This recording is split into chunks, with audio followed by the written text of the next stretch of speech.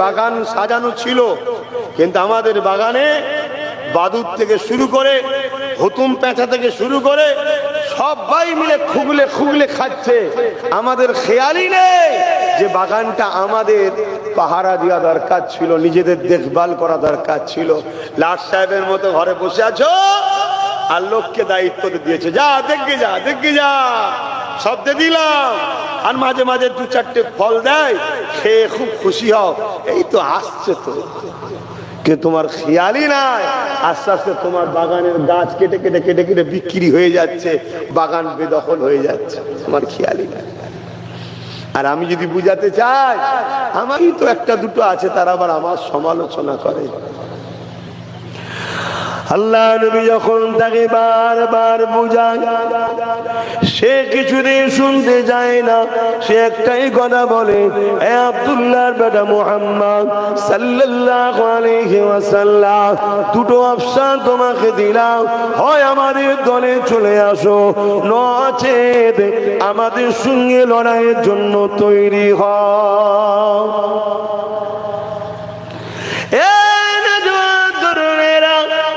কেননা তারা দেখতে লেগেছে মাত্র সংখ্যা ওদের 313 জন, হাত কোনো খালি রয়েছে, অস্ত্র হাতে নেই। এই সুযোগে কোনো মুহূর্তে ওরা লড়াইয়ের জন্য আগাবে না, অবশ্যই তারা ভয়েতে আমাদের দিকেই চলে আসবে। এটাই ছিল আবু জেহেলের চিন্তাধারা। আর যদি কোনো কারণে না আসে, আমরা তাহলে এদেরকে সুযোগে 313 জন যখন আমাদের রয়েছে, এদেরকে হত্যা করে দেব, এদেরকে শহীদ করে দেব। আল্লাহ নবী সাহাবাদেরকে বলতে লাগলে, এ বাবা সাহাবারা, এদেরকে তো বারবার বুঝাচ্ছি বাবা, এরা তো বুঝতে চাইনি, তোমরা কি বলছো বলো। সাহাবারা বলেছিলেন, ইয়া হাবিবাল্লাহ, যেদিন থেকে আপনার হাতে হাত দিয়ে ঈমানের কলেমা পড়ে নিয়েছি, সেদিন থেকে আমাদের বলে আর কোনো ইচ্ছা নাই। ইয়া রাসূলুল্লাহ হাবিবাল্লাহ, আপনি যা বলাতে আমরা রাজি। হুজুর, আমরা তো ওদের দিকেই ছিলাম, আমরা তো এক আল্লাহ ছেড়ে দিয়ে ওই আবু জেহেলের পাল্লায় পরে 360টা খোদা ধরে টানাটানি করতাম।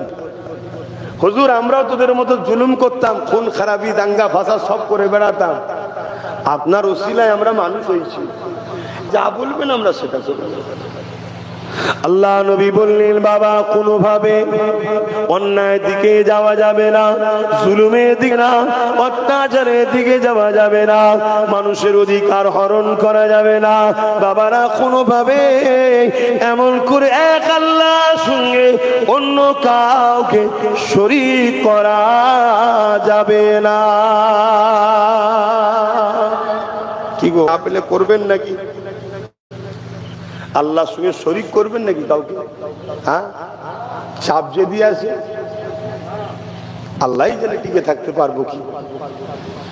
তবে চাপ এখন দেবে না, এখন প্ল্যান মাফিক একটা কাজ করছে, সেটা হচ্ছে কি, হারাম খাদ্য খাইয়ে আমাদের ভেতরটাকে খারাপ করছে, ভেতর করছে হারাম খাদ্য খাইয়ে। সেই হারাম খাদ্য খাবার অনেক পলিসি আছে। কখনো ফ্রি বিরিয়ানি, মরা মুরগির খা, মুসলমানের ছেলে খাবার পেলে তো বিসমিল্লাহ বলেই খাই নাকি? বিসমিল্লাহ বলে যে খাই তানো খাই। শয়তানের এটো যে খাবে, ঝুটো যে খাবে, এটো কোথায় জানেন তো নাকি? তাসির তার হবে, সেও একদিন শয়তানি হবে। আর বিসমিল্লাহ বলে খেলেই কাফের। শুনছেন তো, শরিয়তের ফতোয়া বলছি, গল্প না। আবার কখনো ফ্রিতে ভাতা হিসাবে দিচ্ছে, ইমামকেও দিচ্ছে, হুজুরকেও দিচ্ছে, বক্তাকেও দিচ্ছে। আবার ইফতার পার্টির নামে নানান দিক দিয়ে আমাদের ঘরে হারাম খাদ্য খাওয়ানো হচ্ছে, পুরো দেশ জুড়ে চলছে। আবার রিসেন্ট একটা নতুন হারাম খাবার পরিকল্পনা হয়েছে, কি, কন্ট্রোলের রেশনের মাধ্যম দিয়ে সেরেক যুক্ত খাবার আমাদেরকে খাওয়ানো প্ল্যান চলছে। শুনছেন না? শুনলেন? এই খাবার যারা যারা খাবে সঙ্গে সঙ্গে কাফের হয়ে যাবে। শুনছেন তো? এবার আমার কথা অনেকে বলতে পারে, ধর রেখে তো মিষ্টি খেলে কি সমস্যা? না, বিষয় নয়। বিষয়টা হলো রসুল বললেন যেখানে গান বাজনা হয় ওই মেলার খাবার খাওয়া হারাম। কেন? ওখানে ইসলাম বিদ্বেষী জিনিস জড়িয়ে আছে। ওটা কিছু মাথায় ঢুকছে? এটা আমার ডিউটি জাতিকে সজাগ করার জন্য বলা। এবার জাতির যদি খুব মনে হয় যে আমি মিষ্টি বাপের জন্মে খাইনি, একটু খাওয়া দরকার, জাতি খেতে পারে, সেটা জাতির ব্যাপার। কিন্তু আমার ডিউটি এ সমাজ যাওয়া। কি গো বাপ, ভুল করলাম নাকি? কত বড় পরিকল্পনা, কত বড় পরিকল্পনা! রাষ্ট্রীয় ভাবে আমাদেরকে বেঈমান বানানো হচ্ছে, রাষ্ট্রীয় ভাবে আমাদেরকে ঈমান থেকে হারানো হচ্ছে, রাষ্ট্রীয় ভাবে আমার ধর্মের ভাবাবেগে আঘাত দেওয়া হচ্ছে, রাষ্ট্রীয় ভাবে আমার ইসলামে অবৈধ যেটা সেটাকে আমাদেরকে প্ল্যান মাফিক খাওয়ানো হচ্ছে। আর আমরাই তাদেরই গোলাম, তাদেরই দলদাস হয়ে এখনো তাদের হয়ে দালালি বহুত মুনাফিক মুসলমান করছে। হবে বুঝবে আল্লাহ জানে। তবে যদি বুঝে যাই তো আলহামদুলিল্লাহ, আর যদি না বোঝে, আল্লাহ সূরা বাকারার মধ্যে বলছেন, তোমরা আমাকে ও আমার হাবিবকে ছেড়ে যাদেরকে মান্যতা দেবে আমি আল্লাহ তাদের হাতেই তোমাদেরকে খতম করব, শেষ করব। দেখছেন বাচ্চাটা কার ঘরে কোন দলের ওটা বড় কথা নয়, আমাদের বাচ্চা মূল্য কার হাতে? যাদেরকে আমরা জিতাই তাদের হাতেই মূল্য। খোদার মার দেখলেন? হ্যাঁ, আরো হবে। এই যে আনিস খান, কাদের হাতে মূল্য? দেখুন আবু সিদ্দিক, কাদের হাতে মূল্য? এইভাবে যাদেরকে আমরা প্রাধান্য দেবো তাদের হাতেই মরবে, কিছু করার নেই। নিজামকে কেউ ব্রেক করার ক্ষমতা নাই। পুরো পৃথিবী যদি একদিকেও লেগে যায়, আল্লাহর একটা আইনকে এক চুল পরিমাণও সরাতে সবাই বলছেন না পারবে না। হাসের বদরে ময়দানের দিকে ফিরে যায়। আল্লাহ নবী জানিয়ে দিলেন, বাবারা তোমরা প্রস্তুত নাও। বাবা, প্রথম অফারটা তো মেনে নেওয়া কোনোভাবেই যেতে পারে না। দ্বিতীয়টা, ওরা যখন বলছে লড়াই করবে, বাবারা জন্য ওদের প্রতিহত করার জন্য ওদের আঘাতকে রোখার জন্য, এ বাবা সাহাবারা তোমরা ডিফেন্সের জন্য তৈরি হয়ে যাও। তাহলে ইসলামে জুলুম করা হারাম, কিন্তু ডিফেন্স করা হলো ফরজ।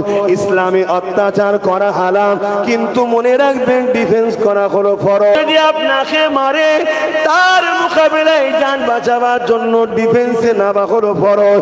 কিন্তু আপনি আগ বেরিয়ে কারোর উপরে জুলুম করতে পারবেন না, এটা ইসলাম ইজাজত আপনাকে দেয়নি। এ যুবকেরা, তরুণেরা, বাপেরা, এই জন্য নবী পাক সাহাবাদের বাবা সাহাবারা ডিফেন্সের জন্য তৈরি হয়ে যাও।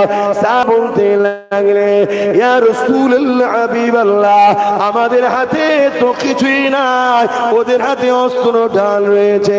এই সময় বলেছিলে, এ বাবা সাহাবারা খাজুরের ডাল নিয়ে নাও। বাবা, মক্কা মদিনা তো খাজুরের এলাকা, খাজুরের ডাল নিয়ে আল্লাহর উপরে ভরসা করে বিসমিল্লাহ দিয়ে যাও বাবা।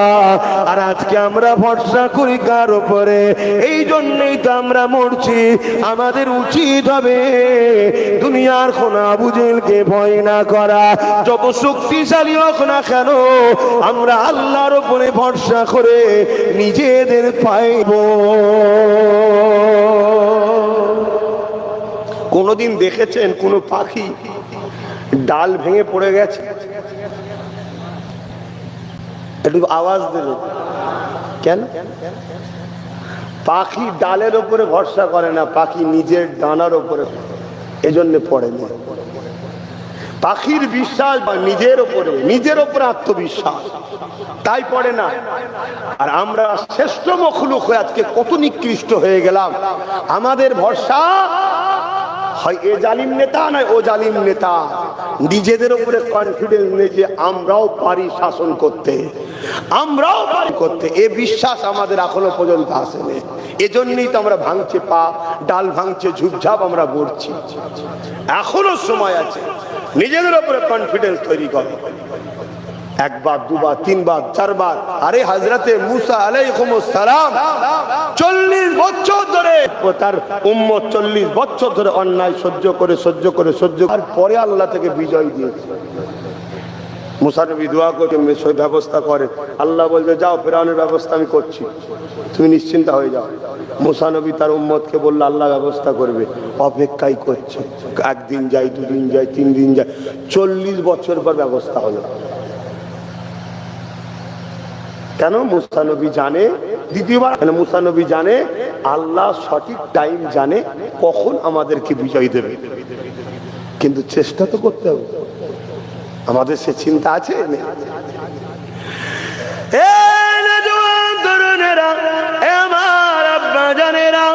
আল্লাহ নবী সাহাবাদেরকে বলে দিলেন খাজুরের ডালে সাহাবা হুজুরা দাঁড়িয়ে গেল। কাতা নবী আমার ঠিক করতে লেগেছে। এই কাতা ঠিক করতে করতে দেখা যায় এক দুটো ছোট ছোট বাচ্চা ওই কাতারের মধ্যে দাঁড়িয়ে রয়েছে, কিন্তু তাদের মাথার হাইটটা কম বলে, ছোট তো তারা বয়স হলে হাইট তো কম, তাই পায়ের গোড়াগুলোর ওপরে ডিঙি দিয়ে ঠেলে উঠছে যাতে করে রাসূলুল্লাহ আমাদেরকে ছোট মনে করে পার না করে দেয়। কেননা ইসলামে মুরব্বীদের, মেয়েদের আর বাচ্চাদের লড়াইয়ের ময়দানে থাকতে না। তাদের উপরে যেমন জুলুমও চলে না, লড়াইও চলে না, তাদেরকে আঘাত যেমন করা যায় না, তাদেরকে ময়দানে নিয়েও যাওয়া যায় না। এই জন্য রাসূল পাক সাল্লাল্লাহু আলাইহি ওয়াসাল্লাম যাতে বুঝতে না পারে, এই জন্য বাচ্চা দুটো পায়ের উপরে ডিঙি দিয়ে ঠেলে ঠেলে উঠছে। আল্লাহ নবী সামনে এসে দাঁড়িয়ে গেল, কতক্ষণ ডিঙি দিয়ে রাখবে, আর এমন করে দাঁড় পড়ে গেল, পাটা নিচুর দিকে নেমে গেল। আল্লাহ নবী মুচকে এসে বললেন বাবারে তোমরা এখানে কি করছো বাবা? এটা কোনো খেলার ময়দান নয়। ছিলাম তাদেরকে বুঝাবার জন্য, এখন তারা লড়াইয়ের জন্য গিয়েছে, আমাদেরকে ডিফেন্স করতে হবে। ডিফেন্স করতে গিয়ে জীবনও চলে যেতে পারে বাবা। কার বাচ্চা তোমরা ঘরে ফিরে চলে যাও।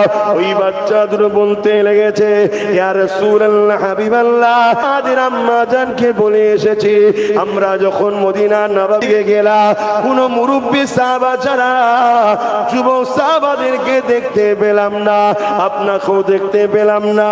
ঘরে গিয়ে মাকে জিজ্ঞাসা করেছিলাম মা আজকে মদিনা নববী শরীফে শুধু মুরব্বী সাহাবারা রয়েছে, যুবক সাহাবারা নেই, আল্লাহ নবী নেই কেন?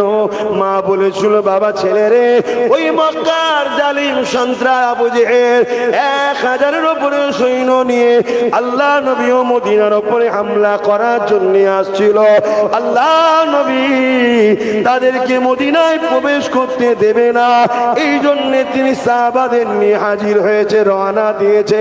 ইয়া রাসূলুল্লাহ হাবিবাল্লাহ, মাকে বলেছিলাম মা বড় অস্ত্র হয়, আমরা তো ছোট দুটো ছোট ছোট কি ছুরি পাওয়া যাবে না। মা জানতে চেয়েছিল বাবা কেন কি করবে? মা জানকে বলেছিলাম মা রাসূলুল্লাহ দুশমনকে জাহান্নামে পাঠাবার জন্য আমরাও যাব।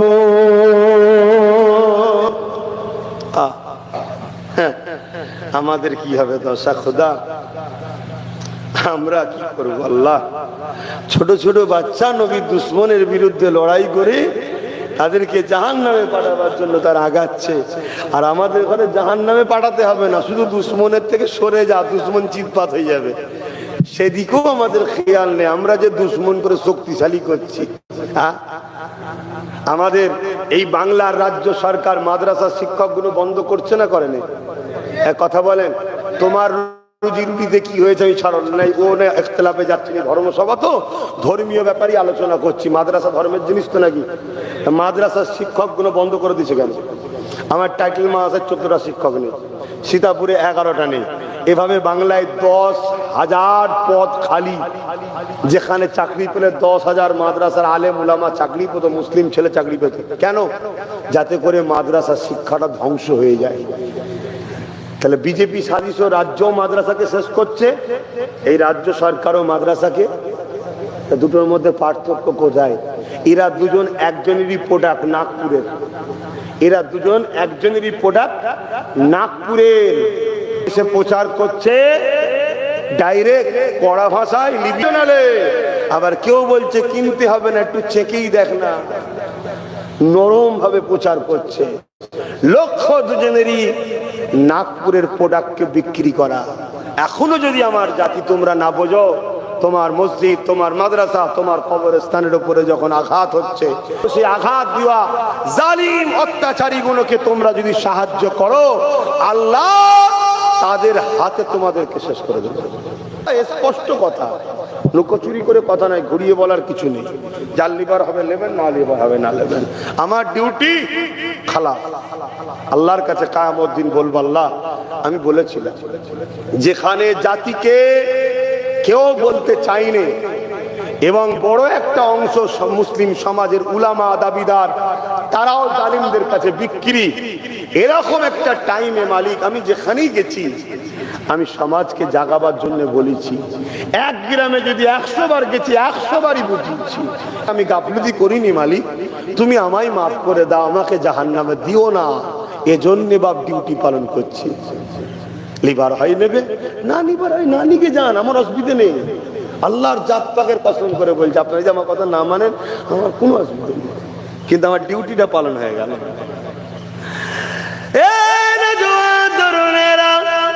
ওই সময় বাচ্চা দুটো বলেছিলেন, ইয়া রাসূলুল্লাহ হাবিবাল্লাহ, আমার আম্মা যখন এ কথা শুনলো, আমার আম্মা বড় খুশি হয়ে আমাদের দুজনকে বুকে জড়িয়ে ধরে আদর করে চুমা দিয়ে, আমি মাছকে স্বার্থ খোলাম, এমন দুটো বাচ্চা দিয়েছে যে বাচ্চা দুটোকে আমি পেটে ধরেছিলাম তারা কিনা নিজের জানের থেকেও আমার রাসূলুল্লাহকে ছোটবেলা থেকে এত ভালোবাসে। এ বাবা ছেলেরা, কিয়ামতের দিনে যদি তোমরা বদরে গিয়ে শহীদ হয়ে যাও আমার কোনো দুঃখ থাকবে না।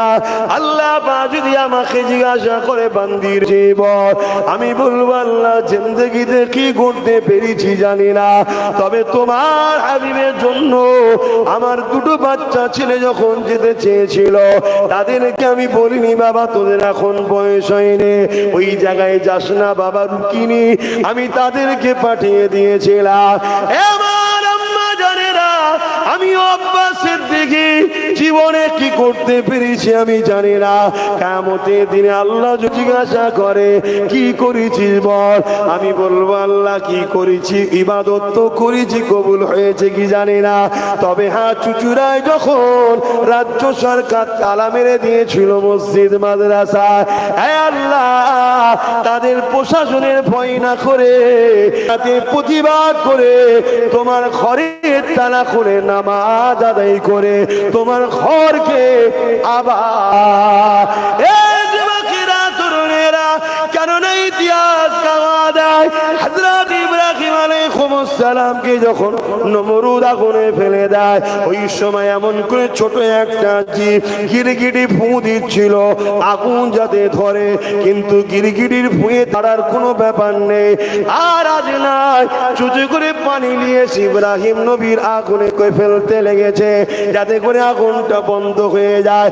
তার সামান্য পানিতে আগুন বন্ধ হওয়ারও তো ব্যাপার না, কিন্তু মনে রাখবেন আমার আল্লাহ ফারিস্তাদের নিয়ে ফয়সালা করে দিল, হে ফারিস্তারে গিরগিটির ফুঁয়েতে আগুন বাড়ারও ব্যাপার নেই, কিন্তু ইব্রাহিমের বিরুদ্ধে প্রমাণ দিল আজনায়ের পানিতে হওয়ারও ব্যাপার নেই, কিন্তু ইব্রাহিমের পক্ষে প্রমাণ দিল। বন্ধু ইব্রাহিমের পক্ষে যে ওকে মারা আমি নাজায়েজ করে দিলাম, আর গিরগিটি যে আমার ইব্রাহিমের বিরুদ্ধে তাকে মারা জায়েজ করে দিলাম। আজকে যদি তুমি আমি ঐক্য হয়ে ওয়াকাফকে বাঁচাবার জন্য, মসজিদ মাদ্রাসাকে বাঁচাবার জন্য তুমি আমি যদি ক্ষমতা দখল করে আগাবার চেষ্টা করি, তোমার আমার কি হবে জানি না, তুমি আমিও যদি কিছু করতে নাও পারি, কিন্তু তুমি আমি প্রমাণ দিয়েছিলাম আল্লাহ তোমার দুশমনদের সাথে আমরা ছিলাম না। এর বিনিময় হতে পারে আল্লাহ তোমাকে আমাকে জান্নাত যাবার উপযুক্ত বানিয়ে দেবে। আরো জোরে বলুন সুবহান। আমি কি করতে পারবো জানি না, কিন্তু আমি চেষ্টা করছি। শুনছেন তো নাকি না? কষ্ট হচ্ছে আপনাদের? সাহস নিয়ে চেষ্টা করি, কত দূর যাবে না যাবে, কি হবে না হবে, ফাইসাল্লাহ কার। আমি কি জানতাম 3 মাসের একটা গাছে ফল হবে? কি আল্লাহ 3 মাসও নয় 1.5-2 মাসের গাছে একটা ফল দিয়েছে। এখন সে গাছ 5 বছর হতে যাচ্ছে। আল্লাহ চাইলে ফল আরো বাড়াতে পারে, আর নাই গাছ তুলেও ফেলে দিতে পারে, ঠিক না বেটি? কিন্তু উদ্দেশ্য তো আমার আল্লাহর জন্য। জুলুম বন্ধ করো, অন্যায় বন্ধ করো, মানুষের অধিকার দাও, গরিবের অধিকার দাও। আমার কওমের উপরে যে বড় বড় অত্যাচার হচ্ছে বন্ধ করতে হবে। তার জন্য যে লোহা কাটছে, ওই লোহা কাটার জন্য আমাদেরও লোহা দরকার। এটাই তো চেষ্টা একটা হুজুর হিসাবে। এছাড়া কি করতে পারে? এটা হুজুরেরই তো কাজ, এটা তো আমলোকের কাজ নয়। এই রাস্তা দেখাবার দায়িত্ব তো উলামাদের, এটা হুজুররাই করবে। কিন্তু দুঃখের বিষয়, আজ এসব ছেড়ে দিয়ে যদি আমরা দালালিতে নেমে যাই, ধর বাবু অত কে কষ্ট করবে, কোথায় কে মারবে, কোথায় গাল দেবে, কোথায় বিরোধী হবে, কোথায় কে ঢিল ছুটবে, কোথায় কাজ ভেঙে যাবে, কোথায় হাত ফেটে যাবে, সব দরকার নেই বাবা। সোজা সহজ রাস্তা দালালিতে নেমে যা, আগেও গাড়ি পিছনেও গাড়ি, সব পেয়ে যাবি, পয়সা টয়সা আলো টালো সব পেয়ে যাবি। সবটাই দুনিয়ায় আছে রে বাবা। এবার রুচি তোমার, তোমার রুচি কি? কলা ছাড়ানো খোলা পাওয়া যাবে, আর কলা খোসাওয়ালাও কলা পাওয়া যাবে। কি তেঁতুল তো ছাড়িয়েও বিক্রি হয়, তেঁতুলের খোসাওয়ালাও বিক্রি হয়। সমাজের বুকে যাবেন দেখবেন বেদানা এখন ছাড়িয়েও বিক্রি হচ্ছে, বেদানা গোটাও বিক্রি হচ্ছে, সবটাই আছে। কি রুচি যার যেটা সেটা নেবে, কি করা যাবে? হক না হক দুটোই তো থাকবে দুনিয়ায় কিয়ামতের দিন। তো হুজুর আমরা মাকে বলেছি, মা বলেছে বাবা তোরা যদি শহীদ হয়ে যাস আমরা খুশি হব, আমি ধন্য মনে করবো, কিয়ামতের দিন আল্লাহকে বলবো। তো হুজুর আপনি আমাদেরকে পাঠাবেন না? আল্লাহ নবী বাচ্চা দুটোর কথা শুনে বললো ঠিক আছে বাবা, তাহলে এক কাজ করো, এক সন্তান মায়ের কাছে ফিরে যাও, পানি হবে। কই গো, কোথায় গেল আমার ছেলেটা, কোথায়? ও আচ্ছা ঠিক, এক সন্তান মায়ের কাছে ফিরে যাও, আর এক সন্তান বড় যে সে তুমি মাঠে থাকো, ছোট তুমি মায়ের কাছে ফিরে যাও। ঢালা ছিল খুব গরম তো নাকি? দরুদ শরীফ আল্লাহুম্মা